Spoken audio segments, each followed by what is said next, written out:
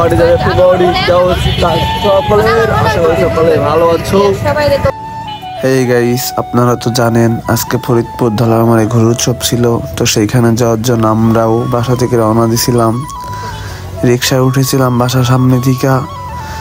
যাওয়ার পথে এত পরিমাণ ভিড় ছিল, মানে বলার বাইরে। রাস্তার এক পাশ দিয়ে যায় গাড়ি, আরেক পাশ দিয়ে আসে, আর মানুষ এত মানুষ ছিল যে পা ফেলানোর জায়গা ছিল না, শুধু গাড়ি আর মানুষ, গাড়ি আর মানুষ। রিক্সা থেকে নেমে আমরা হাঁটতে হাঁটতে নদীর পাড়ের দিকে যাচ্ছি ঘুর উৎসব দেখার জন্য। এদিকে অনেক ভিড় ছিল, অনেক মানুষ যাতায়াত করতেছিল হেঁটে হেঁটে। রিক্সা সামনে যাবে না, এত মানুষের ভিড় ছিল যে রিক্সা যাওয়ার মতো কোনো জায়গা ছিল না। তা আমাদেরকে হেঁটে হেঁটেই নদীর পাড়ের দিক যেতে হচ্ছে। যাইতে যাইতে কিছু সুন্দরী আপুদের সাথে দেখা। অবশেষে আমরা আমাদের গন্তব্যে পৌঁছে গিয়েছি।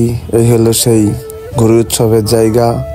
এদিক দিয়ে ঘুরে উড়ানো হয়েছে আজকে। তো আমরা যেতে যেতে সন্ধ্যা লেগে গিয়েছিল, তো ওই জন্য আমরা তেমন ভাবে ঘুড়ি উড়ানো দেখতে পাইনি। এখান থেকে কিছু শর্ট ভিডিও করে নিলাম।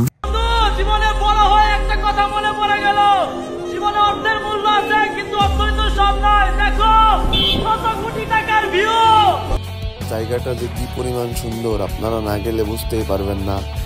আর এটা কিন্তু একটা নদীর মাঠ। এখানে আগে নদী ছিল, তো এখনো নদী, কিন্তু পানি শুকিয়ে যাওয়ার কারণে এখানে চর পড়ে গেছে। জায়গাটা আসলে অসম্ভব সুন্দর। আকাশে হালকা হালকা কিছু ঘুড়ি ছিল ওই যে উপরের দিক দিয়ে। ওদিক থেকে এখন আমরা মঞ্চের দিকে এসে মঞ্চের এখান থেকে কিছু ভিডিও করে নিলাম।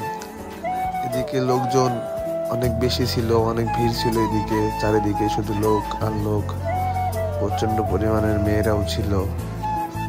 ওদিক দিয়ে ভিডিও করতে করতে সন্ধ্যা লেগে গিয়েছিল। এখন আমরা মেলার মাঠে গেছিলাম। মেলার মাঠে ঢুকে দেখি সুন্দরী সুন্দরী আপুরা, সিনিয়র সিনিয়র ভাইয়ারা, তারা খাওয়া দাওয়া করছে, ঘোরাঘুরি করছে।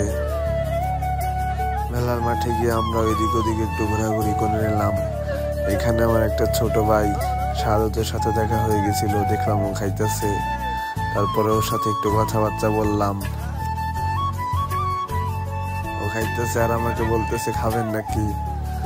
বলে যে ভিডিও করে একটু ভাইরাল করে দিয়েন আমাকে, আমি একটু ভাইরাল হইতে চাই। মেলার মাঠে আমাদের ঘোরাঘুরি শেষ হওয়ার পরে আমরা এখন বাসার দিকে পৌঁছাবো। এই জন্য আমরা রাস্তার দিকে উঠতেছিলাম। এদিকে অনেক লোক ছিল, যেদিকে তাকাই শুধু মানুষ আর মানুষ। রাস্তায় এসে আমরা একটা রিক্সা ভাড়া করি, তারপরে আমরা ওইখান থেকে বের হতে যাচ্ছি। আর এদিকে মানুষজনেরা হেঁটে হেঁটে বাসা যাচ্ছিল, কারণ তারা গাড়ি পাচ্ছিল না। আর গাড়িতে উঠলেও অনেক আস্তে আস্তে যেতে হয়, গাড়ি অত জোরে চলতে পারে না এদিক দিয়ে, কারণ অনেক মানুষের ভিড়। কার কখন লেগে যায় তার ঠিক নাই। তো আপনারা ভালো থাকবেন, সুস্থ থাকবেন। আজকের ভ্লগটা এই পর্যন্তই। আল্লাহ হাফেজ।